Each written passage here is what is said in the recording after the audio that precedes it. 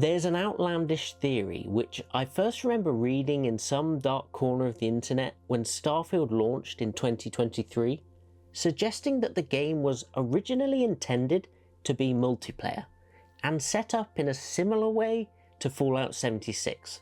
And honestly, that might not be as crazy as it sounds at first. I don't personally think that Starfield was ever intended to be an online-only experience, but given the work that went into Fallout 76 to integrate those online features into Creation Engine, it always seemed like a possibility. And based on vague descriptions from Bethesda when the game was first announced, I know I was certainly expecting some kind of internet-connected social options. I'm personally glad that we ultimately got an entirely single-player product with Starfield, but I still think it's possible that we could see the sort of unique online features that I was expecting added in the future. And there's one in particular which I think could make the game better for everyone, whether they want to be online or not. Without knowing if it's likely or even possible, I do think there's massive untapped potential for the game there. I definitely don't want or need Starfield to be multiplayer, but it's interesting to consider what could have been and what online features could still be coming. First though, I think we should address the strange notion that started me on this track. The idea that Starfield was designed, from the beginning, to accommodate multiplayer. It's you and me from here out. You can't get rid of me that easily. It's pretty obvious, I think, why Starfield didn't launch with any online features, because adding them to the game would more likely upset players than it would win their favour.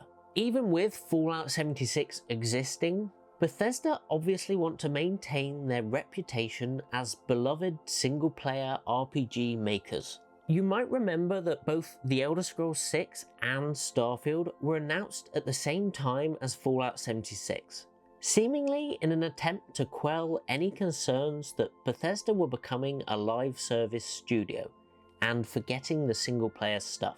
So, while they gave away very few details at the time of Starfield's announcement, they were very clear that it would be single-player focused. Still, it's not outside the realm of possibility that they were internally considering multiplayer for the game, or that design choices were made from the start to accommodate the possibility.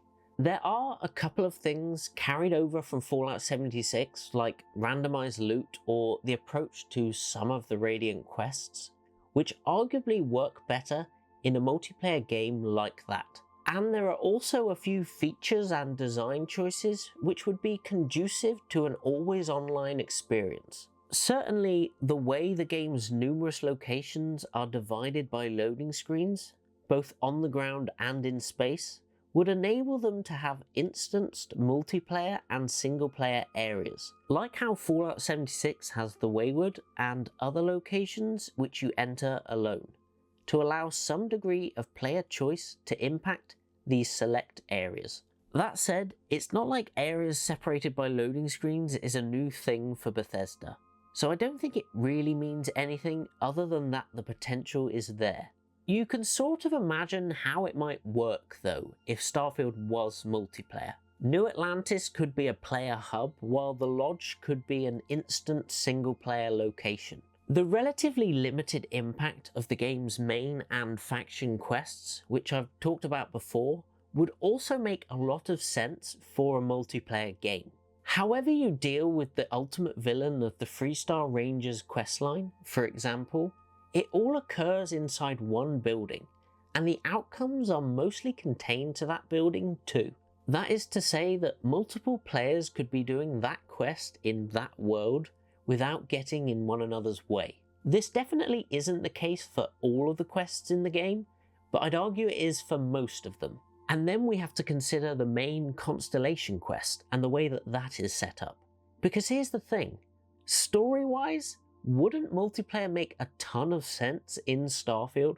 It's not ridiculous to consider a version of the game where the player, after becoming Starborn, has the option to jump into another player's world and fight against them to find the artifacts. You could end up with dozens of Starborn players all in one world and each trying to reach the Unity first. I'm not convinced that I'd personally enjoy a mechanic like that, but it does definitely fit the story is the key thing. That said, if Starfield's massive world had ended up multiplayer and featured the same maximum 24 players in a game that Fallout 76 does, then it's likely you'd rarely see any of those players anyway.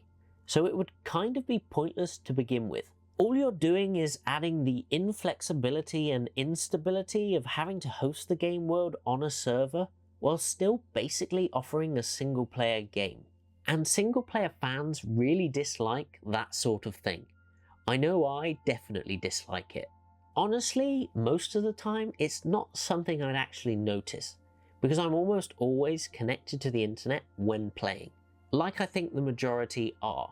It's not actually a hurdle in quite the way it used to be, but I still don't want any single player game to need to be connected to the internet. And neither does anyone else, because in some weird way that makes it feel like the game is never really yours, and it definitely limits your options too. It would have upset a lot of people if Starfield was an always online game, and rightly so, I think. You only have to think about how it feels to play Fallout 76 versus Fallout 4 in terms of that online experience. 76 can be a very fun game, but the entire vibe is completely different. You're not the hero in that game, you're one of many. And it doesn't feel like entering your own little world, it feels like entering the community's world. And that's great as its own thing, but it definitely feels completely different. Either way, Bethesda now can't ever make Starfield online in the way that Fallout 76 is, because too much would have to change about the way the game fundamentally works. I think they would have to make a whole new Starfield game if they wanted that kind of multiplayer in this universe. And while Fallout has Fallout 76 and The Elder Scrolls has The Elder Scrolls Online, I can't imagine a separate multiplayer game being made in Starfield's universe, at least not anytime soon. The brand simply isn't big enough to warrant something like that yet, with the limited resources available to make games. It's still a very young IP after all, and while I think it has a bright future, it's not reached that fandom critical mass yet. If they were ever considering adding multiplayer to Starfield though, then they definitely would have had to plan for it from the start. It's possible then that some of the story and design choices could be explained by them keeping their options open in this way, but I don't think it's likely. As much as I think that there are certain aspects of Starfield which would work well if it was a multiplayer game, I'm not convinced that the evidence is there to prove that they spent any sort of serious amount of time to make Starfield an always online game. That doesn't mean they didn't consider other online features though. When I'm playing a game like Starfield, I'm normally in my own little bubble, and connecting to the internet usually feels like it disrupts that. But it doesn't have to, so long as the player has some degree of control over it. And I think there is a way to make these online features work for Starfield. The only way is through Unity. Huh. Yes, Andreas. Yes. Unity.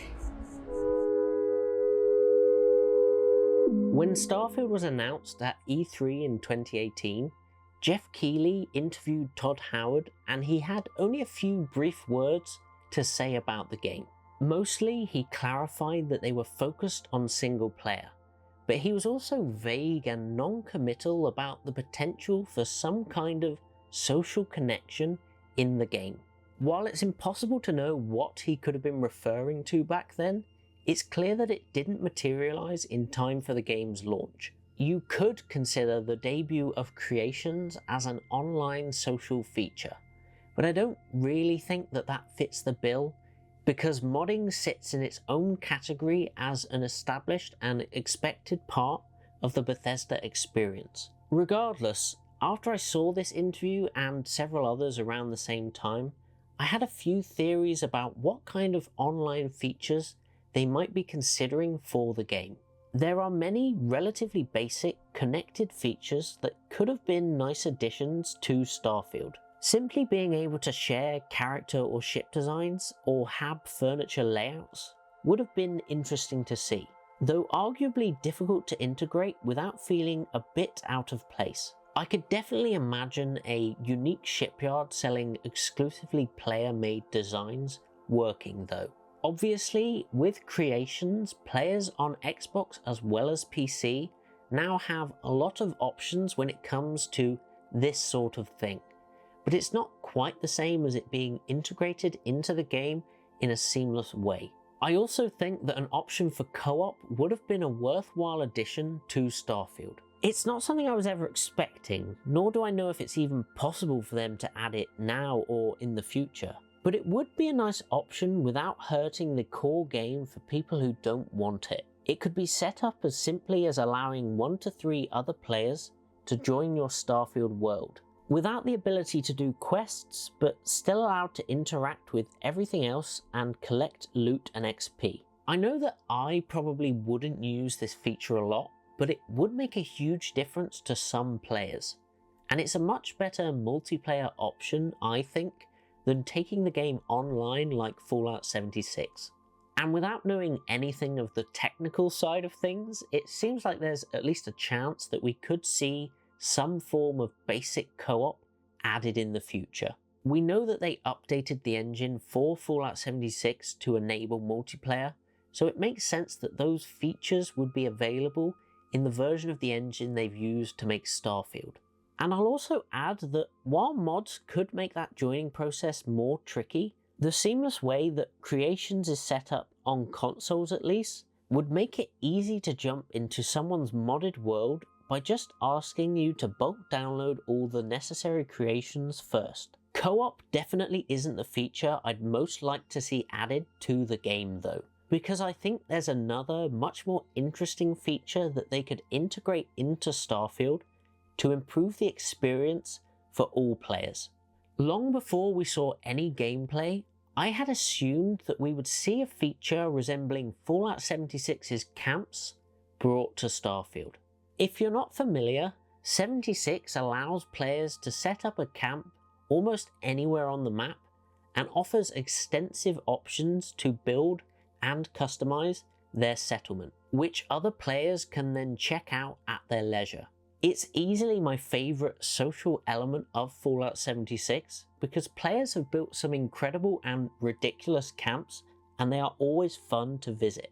It seemed like such a natural and obvious fit for Starfield that Bethesda would allow players to share their outposts in a similar way, without any multiplayer required. Picture a variation on the procedurally generated planet surface system where, when landing on a planet, you could encounter a Bethesda-made location, or you could find yourself approaching an outpost designed by another player to resemble the Taj Mahal. Tapping into the creativity of players to integrate these interdimensional outposts into the game could add innumerable new and interesting locations to the universe, especially if they gave players more tools and options to create those outposts.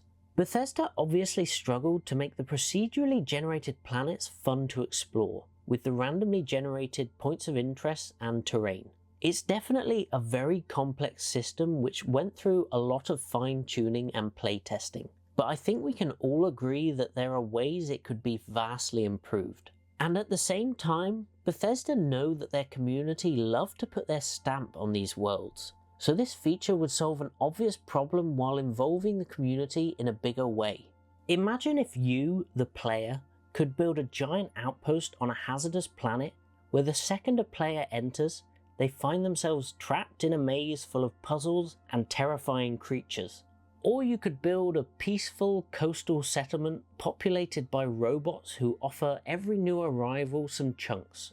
Or you could just build a ridiculous pencil-shaped ship and park it outside New Atlantis in a small base. Then you could send your finished outposts out into the ether where they could appear in any other player's game at random. Now, obviously you can do this sort of thing with mods already. Build it add it to creations and let people download it. But in that case, the other player usually knows exactly what they're getting, and it takes the surprise of exploration out of it. Even if you tell them nothing about what's in that outpost, they're still seeking out that location and expecting something. Plus, building outposts is obviously more accessible to everyone.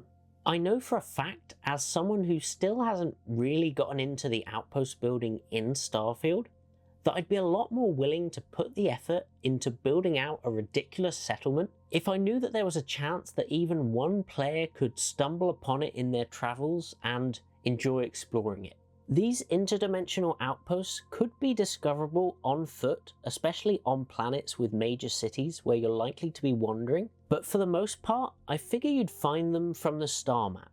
They could set it up such that any settlement could be transposed to fit onto any planet, but I think that that would create too many issues with the variable terrain. So probably the best way to implement this feature would be to keep the section of terrain and the planet location consistent, and make these outposts show up as markers on the star map, with whatever name the creator picked for their settlement in a unique colour or with a little marker in the corner to show that it's player made. Landing on a planet and discovering an outpost inhabited entirely by plush creatures would provide a joyous moment of exploration for the player. But it would also be great for whoever created it, knowing that there are players out there enjoying it without having to download a mod. They could build out a system which more heavily features well-loved settlements, and of course this would be an entirely optional feature which you can toggle in menus. Only available when connected to the internet, and ideally set up in such a way that toggling it on and off doesn't mess with your save files. I definitely don't know enough about the technical side of things to know how possible adding a feature like this is, but if it is possible, then I really hope they do it. And if it's not possible, then it's a real shame that they hadn't planned for something like this from the start. If by some chance someone at Bethesda does see this video though, then please at least consider making interdimensional outposts a thing. Bethesda's games have always been kept alive in the long term by a community of loyal and imaginative players. And it'd be nice to see the work of those players integrated into the fundamental gameplay loop in a bigger way. I don't mind the tourists. They help the local economy. I'm not sure that these space frog pictures fit with our town's historical aesthetic, but they do bring a smile to my face. You'll get used to the methane processing smell after a while. The most important thing when considering the addition of any online features to a game like Starfield is that it should never hurt the core single-player experience, and only ever be an option. A co-op mode in a game like Baldur's Gate 3 doesn't take anything away from the player who doesn't use it. It just adds a different way to play. And simple online features like being able to share character creator presets in other games add extra value but aren't necessary to enjoy the game. I don't personally think that Starfield was ever intended to be an online game like Fallout 76, because Bethesda know what players want and expect from them, and after an experimental multiplayer game like that, they intended to provide the single-player experience with Starfield. I am, however, willing to believe that they did consider some online connectivity in the game, and decided against it primarily to avoid alienating that single-player fanbase, and perhaps also to avoid inviting more comparisons with other online space games out there. So long as they're an extra and not a requirement, though, I don't think that online features would hurt Starfield at all. In fact, if we do see some additions like the ones I've mentioned in a year or 5 from now, then they could potentially drastically improve certain aspects of the game. In the end, though, I've no idea if we can actually expect any online features to ever come to Starfield. I do really hope that we see some kind of settlement sharing added to the game. But aside from that, I'd probably prefer that they just focus on making more single-player content. Would you be interested in any online features being added to Starfield? And if so, what kind of thing? Let me know in the comments, and please do like and subscribe if you'd like to hear me talk about more video game stuff. Otherwise, I'll see you next time around.